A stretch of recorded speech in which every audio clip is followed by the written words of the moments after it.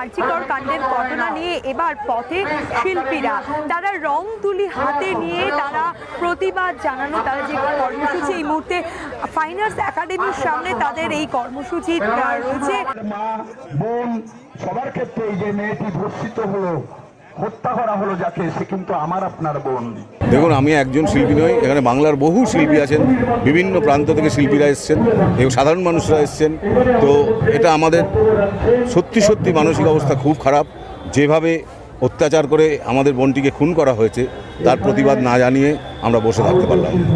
আমি জানি না এই সরকারের কতটা সৎ প্রচেষ্টা আছে, কেন এতদিন ধরে প্রমাণগুলো লোপাট করার চেষ্টা হয়েছে আমরা যেটুকু শুনেছি, যেগুলো নিউজে দেখেছি। সুতরাং প্রমাণ যদি লোপাট হয়ে যায় তারপরে তার কোর্টের কিছু করার থাকে না, বিচার ব্যবস্থার কিছু করার থাকে না, বিচার ব্যবস্থা ডকুমেন্ট ছাড়া কিচ্ছু করতে পারবে না।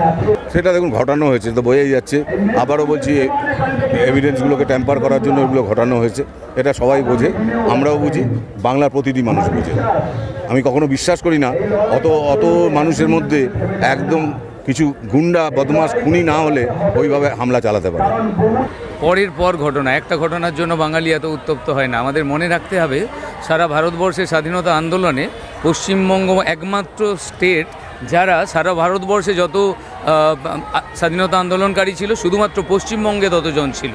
ফলে এই পশ্চিমবঙ্গে আমরা যারা বাস করি সেটা আমাদের মনে রাখা উচিত, বা যারা শাসক আছে তাদেরও সেটা মনে রাখা উচিত। এখানকার মাটি আন্দোলনের মাটি, এখানকার মাটি মানুষ প্রতিবাদ করতে জানে। আর শুধু কি একটা ঘটনা, পরের পর ঘটনা হচ্ছে, এবং প্রত্যেকটি ঘটনাতে আমরা দেখছি তারা দোষীরা সাজা পাচ্ছে না। আমি তমলুকে থাকি, সেখানে বনশ্রী ঘড়ই নামে একটি 14 বছরের মেয়ে আজকে 4-5 বছর হলো রেপ হয়ে গেছে। আমরা দৈর্ঘ্য মিছিল করেছি, নানান প্রতিবাদ করেছি, আজ পর্যন্ত তার সাজা হয়নি। তো এই ঘটনা কি আমরা দিনের পর দিন দেখতে চাই? বা প্রত্যেকের বাড়িতে আমার নিজের মেয়ে রয়েছে, আমার প্রতিবেশীরা রয়েছে, আমরা কখনো এই ঘটনা কি পুনরাবৃত্তি হোক এটা দেখতে চাই?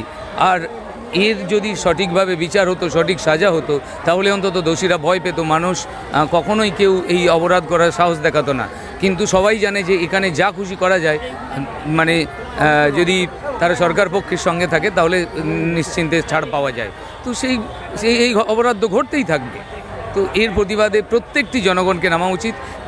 এখানে যারাই পশ্চিমবঙ্গের বাঙালি আছে প্রত্যেককেই বলবো যে এই প্রতিবাদের সঙ্গে সামিল হওয়ার জন্য। দেখো, আমরা উৎসবে যারা কাজ করি, আমরাও মানুষ, আমাদেরও পরিবার রয়েছে, সব কিছু আমাদেরও রয়েছে, এবং আমাদের বাঙালি হিসেবে আমাদের দায়িত্বও রয়েছে। উৎসবের কাজ, উৎসব হলো কি, আমাদের জীবনের অন্ধকার ঘুষিয়ে দেওয়ার জন্যই উৎসব।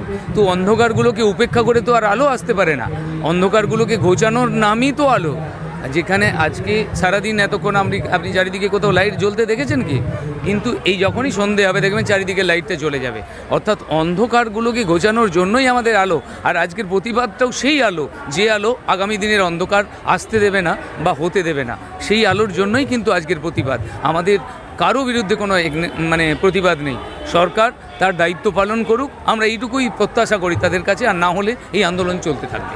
আমি আজকে একজন সাধারণ নাগরিক হিসেবে, সহনাগরিক হিসেবে এখানে এসেছি। এখানে আমার বন্ধুরা, আমার বোনেরা, আমার প্রেমিকারা, আমার মা বোনেরা একটা ছবি আঁকতে এসে তাদের মতন করে প্রতিবাদ করছে। আমি তাদের পাশে দাঁড়াতে এসেছি, কিন্তু আমি শিল্পী হিসেবে আসিনি। এবং আমি হয়তো পেশাগতভাবে ছবি আঁকি বা স্কাল্পচার করি, কিন্তু আমি কোনোদিনও গজতন্ত্র মিনারে বসে ছবি আঁকিনি। আমি সমাজের প্রত্যেকটা মানুষের সঙ্গে তাদের কথা বলা নিয়ে, তাদের ভাবমূর্তি সব কিছু নিয়ে আমি চলতে চেষ্টা করেছি। তো আমার মনে হয়েছে এটা আমার মানবিক দায়।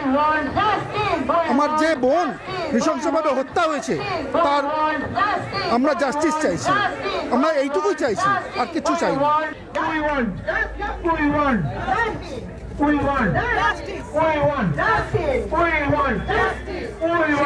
আমি কথা বলে নেওয়ার চেষ্টা করবো। We want justice. জাস্টিস ছাড়া আর কিছু আমাদের দাবি নেই। কেন্দ্র সরকার, সিবিআই যখন এই টোটাল বিচার ব্যবস্থার দায়িত্ব নিয়েছে, আমরা চাই আজ আজকের বাংলার যে পরিস্থিতি হয়েছে সেই পরিস্থিতির জন্য আমরা কেউই প্রস্তুত ছিলাম না। যে ঘটনা ঘটেছে সেটা নক্কারজনক ঘটনা। সেই ঘটনার যত তাড়াতাড়ি প্রতিবাদ হবে আমাদের বাংলা মুক্তি পাবে, আমরা মুক্তি পাবো, আমরা আমাদের বাড়ির মা মেয়ে সবাই মুক্তি পাবে।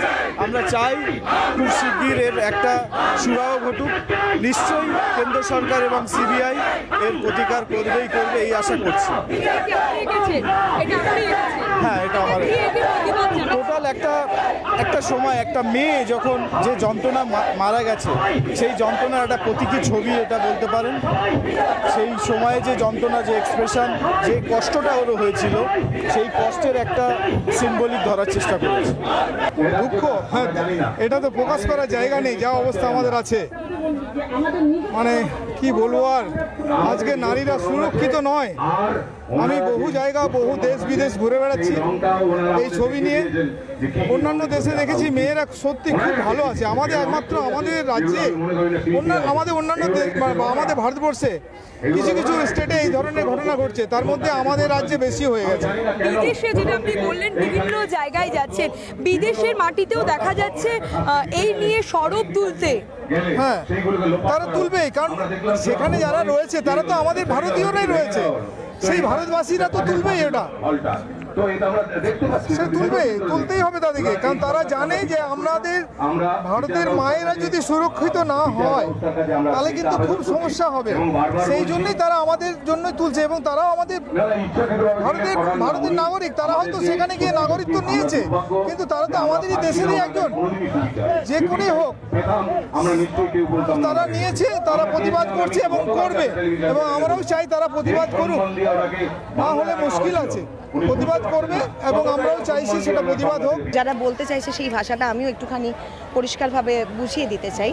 সেটা হচ্ছে যে পুরুষোত্তর প্রশ্ন এখানে পুরুষকে নয়, পুরুষোত্তর প্রশ্ন এখানে যে নারীও এখানে পুরুষতন্ত্রে বিশ্বাস করেন তাকে, যে আর কতদিন এই পুরুষোত্তরটা ঘুমিয়ে থাকবে। যে আমাদের তো এবারে নাওয়া খাওয়া ভোলার অবস্থা হয়ে গেছে, যে এবার কি পুরুষত্বটা জাগানো উচিত নয়। এখানে কোনো লড়াই নয়, এখানে কোনো ঝগড়া নয়। আমি বিনীতভাবে বলতে চাই, এখানে যারা আছে সকলের পক্ষ থেকে আমি বিনীতভাবে বলতে চাই যে এরা কেউ লড়াইয়ের মানসিকতায় আজ আর নেই। এরা লড়াই করছে নিজেদের অস্তিত্বের সাথে। এটা প্লিজ, আমি জানি না, আমি খুবই ক্ষুদ্র একটা মানুষ, কিন্তু এই দেশের মানুষ, তো এই সমাজের মানুষ, এই জায়গাটা আমারও। তাই আমি চাই না এই পৃথিবীতে আর একটা প্রাণও এইভাবে নষ্ট হোক।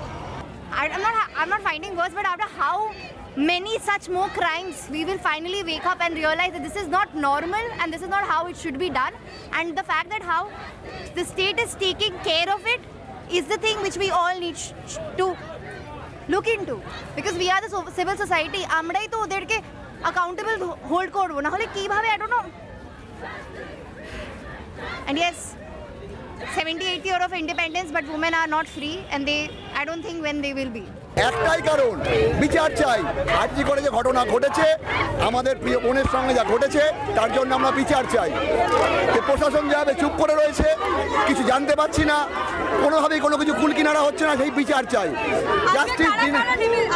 আজকে আমাদের ফটোগ্রাফিক যে ফোরাম আছে সারা কলকাতার, সবাই আমরা নেমেছি একসঙ্গে। ডিমান্ড খুব পরিষ্কার, অপরাধীদের শাস্তি চাই, যে কথা বারবার করে বলা হচ্ছে। আমাদের বিচার চাই, এই ন্যায় বিচার যত তাড়াতাড়ি সম্ভব দরকার, কারণ এটা তো দিনের পর দিন চলতে পারে না। দিনের পর দিন মানুষ রাস্তায় নেমে মিছিল করে যাবে, এটা একটা সিস্টেমের বিরুদ্ধে।